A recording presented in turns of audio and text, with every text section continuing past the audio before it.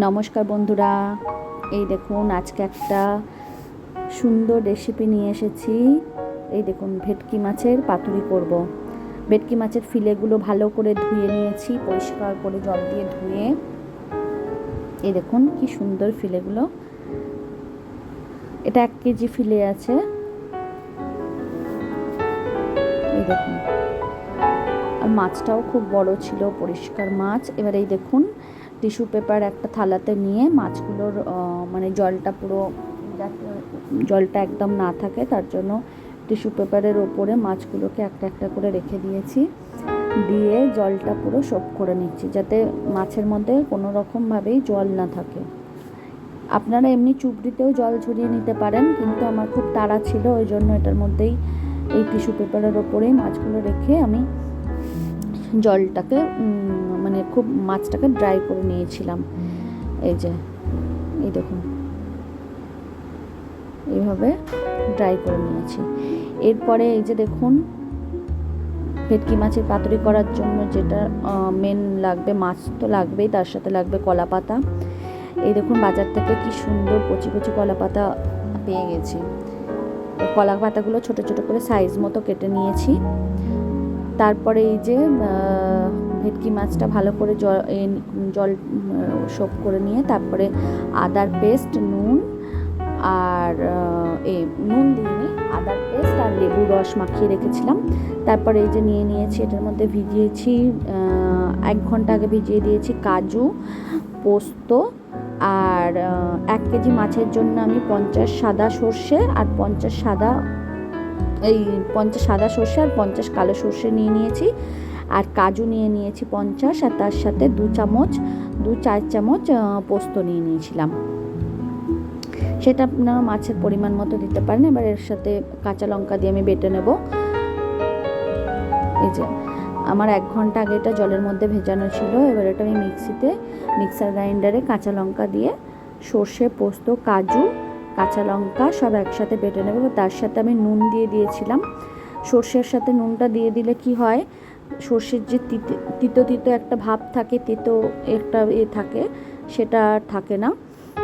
এবার এটার মধ্যে আমি দই দিয়ে দিয়েছি, সর্ষে পোস্ত বাটা, সাদা সর্ষে, কালো সর্ষে, পোস্ত, কাঁচা লঙ্কা, নুন, হলুদ এটার মধ্যে দিয়েছি। আর কিছুটা দই ফেটিয়ে দিয়েছি।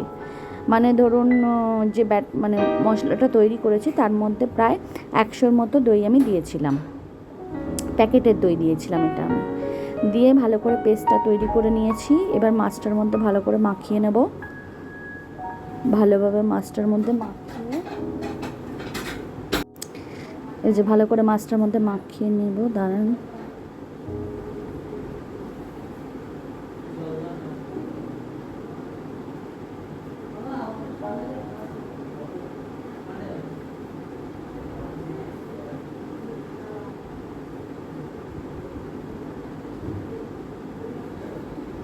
একটু আস্তে আস্তে মাখানোটা করতে হবে, কারণ ভেটকি মাছের ফিলেগুলো এমনিই ভীষণ সফট হয়, নরম হয়।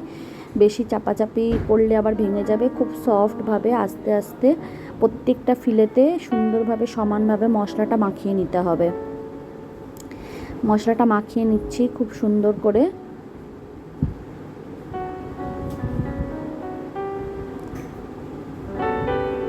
তার মধ্যে একটু সর্ষের তেল দিয়ে দেবেন, যে মশলাটা তৈরি করবেন তার মাছের মধ্যে ব্যাটারটা মানে মাখানোর আগে একটু সর্ষের তেল দেবেন, কারণ সর্ষের তেল না হলে পাতুরির টেস্টটা ঠিক মতো আসে না।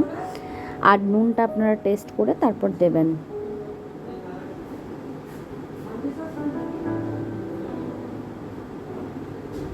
ভালো করে প্রত্যেকটা মাছে যেন সুন্দরভাবে লেগে যায়। মাখানো হয়ে গেছে। এবার এটা আমি একটু চাপা দিয়ে রেখে দেবো। তারপর দেখুন আমরা কলা পাতা নিয়ে নিয়েছি। কলা পাতাটাকে খুব সুন্দরভাবে ফ্রাই প্যানে, মানে ননস্টিকের ফ্রাই প্যানেতে কলা পাতাটাকে একটুখানি সেঁকে নেবেন এরকমভাবে।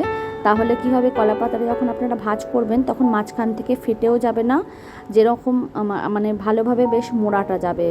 কারণ না হলে চিড়ে যায় বা ফুটো হয়ে যায় পাতাটা ভাজ করতে গেলে, খুব অসুবিধা হয়। তো এরকমভাবে আস্তে আস্তে করে চাটুর মধ্যে পাতাগুলোকে সেঁকে মানে একটু করে নিতে হবে। এই যে দেখুন, পাতার মধ্যে কলা পাতার মধ্যে যে ময়েশ্চারটা থাকে সেটাকে বের করে দিতে হবে ননস্টিকের ফ্রাই প্যানের মধ্যে সেঁকে নিয়ে। ননস্টিক যদি না থাকে আপনারা এমনি চাটুতেও করতে পারেন। আস্তে আস্তে করে এর ময়েশ্চারটাকে বের করে দিতে হবে।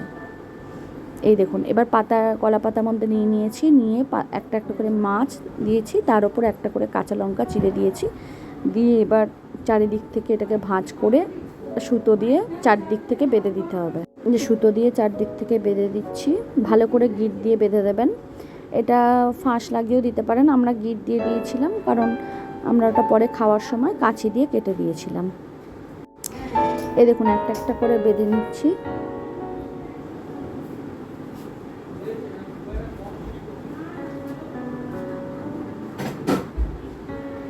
এইভাবে টাইট করে একটু বাঁধতে হবে। এই দেখুন, এটা আমরা 3-4 জন মিলেই বসে গেছিলাম বাড়িতে, সবাই মিলে বাঁধার জন্য। একজন কাঁচা লঙ্কা কাটছে, একজন সুতো কাটছিল, আর একজন আমরা দুজনে মিলে এটাকে মাছটাকে ভরছিলাম। এই যে দেখুন, অনেকগুলো ভরা হয়ে গেছে, আর এটা রয়েছে প্রায় আমরা 22-23টার মতো মাছ করেছিলাম। মানে 1 কেজি মাছে প্রায় 22টা না 23টা ফিলে বেরিয়েছিল। তার উপরে একটুখানি সর্ষে দিয়ে দেবেন মাছটা দেওয়ার উপরে, দিয়ে উপরে একটা কাঁচা লঙ্কা দিয়ে তারপর ভাঁজ করে। এই যে ভাঁজ করার সময় পাতাটা যদি সেঁকে নেন, তাহলে ভাঁজ করার সময় যে পাতাগুলো অনেক সময় ফেটে যায় বা চিড়ে যায়, সেটা আর হবে না। আপনি আপনার মতো করে এটাকে ভাঁজ করতে পারবেন। এটা একটা খুব বড় টিপস, কারণ এটাই বেশি প্রবলেম হয় সকলের। যখন পাতুরিটা মোড়া হয় তখন ওই পাতাগুলো ভীষণ ফেটে যাওয়ার চান্স থাকে, কিন্তু আপনারা যদি এবার সেঁকে নেন দেখবেন তাহলে আর এটা কোনো প্রবলেম হবে না আপনাদের। এই দেখুন, আমাদের প্রত্যেকটা পাতুরি ভরা হয়ে গেছে। এবারে চাটুতে নিয়ে গিয়ে সেঁকে নেব, চলুন। এই দেখুন, চাটুতে দিয়ে দেওয়া হয়েছে, একটু অয়েল ব্রাশ করে তারপরে পাতুরিগুলো দিয়ে দেওয়া হয়েছে।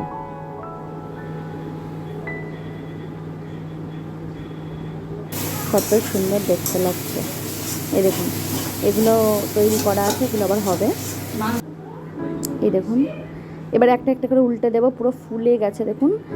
এই যে দেখুন, কলা পাতাগুলো পুরো ফুলে গেছে, তাহলেই বুঝতে হবে যে পাতুরিটা কমপ্লিট হয়ে গেছে। দেখুন, এত সুন্দর হয়েছিল পাতুরিগুলো, কি বলবো। পাশেই আবার আমাদের এখানে একটু চিকেন কষা হচ্ছিল। আজকে মানে দুপুরবেলার লাঞ্চে ছিল চিকেন কষা আর ভেটকি মাছের পাতুরি। এই দেখুন, এখানে চিকেন হচ্ছে আর এখানে পাতুরি হচ্ছে, দুটো গ্যাসে দুটো জিনিস বসানো হয়েছে। তো ভাবলাম ভেটকি মাছের পাতুরিটা একটু আপনাদের সাথে শেয়ার করি। আপনারাও এরকমভাবে বাড়িতে বানাবেন, বানিয়ে খাবেন। খুব সুন্দরভাবে, খুব ইজিভাবে করা যায়, আর খেতেও খুব ভালো হয়, মানে খুব টেস্টি হয় খাবারটা। এরকম ভেটকি মাছের পাতুরি গরম গরম ভাত থাকলে আর কোনো কিছু লাগে না। এই দেখুন, ভাত নিয়ে নিয়েছি, তার সাথে নিয়ে নিয়েছি ভেটকি মাছের পাতুরি আর চিকেন কষা আর একটু গন্ধরাজ লেবু। এই দেখুন, গন্ধরাজ লেবু এই গরমে এত ভালো লাগে যে কি বলবো। একটুখানি গন্ধরাজ লেবু হলেই, আর ভেটকি মাছের গরম গরম পাতুরি, দারুণ দারুণ, এত সুন্দর খেতে হয়েছিল বন্ধুরা। আপনারাও বাড়িতে এরকম বানিয়ে খাবেন, খুব সুন্দর, আর এত সহজ পদ্ধতিতে খুব তাড়াতাড়ি এটা আপনারা বানিয়ে নিতে পারবেন। এই দেখুন, খুব টেস্টি হয়েছিল ভেটকি মাছের পাতুরিটা। চলুন এবার মেখে মেখে একটু একটু করে খেয়ে নিই। এই দেখুন, দেখছেন কত সুন্দর হয়েছে, দেখুন। এই দেখুন, মাছটাও ভীষণ সুন্দর ছিল, একদম নরম। দেখুন, এত সুন্দরভাবে মানে